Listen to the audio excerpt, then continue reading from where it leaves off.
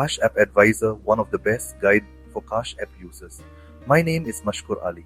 If you have recently filed a dispute or refund request on Cash App and you want to cancel it, this video is made especially for you. Just as we can perform different types of transactions on Cash App, there are also different types of refund requests.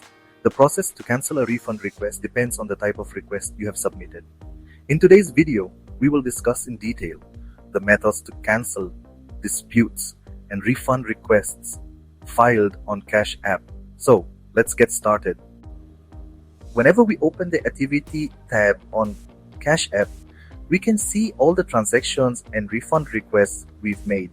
If we click on any transaction and then click on the three dots, we see the Dispute a Transaction option, which allows us to file a dispute.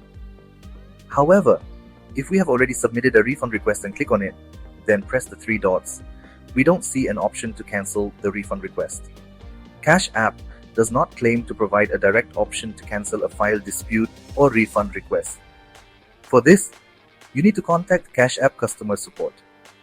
You must provide all the necessary information to them in order to cancel your refund request.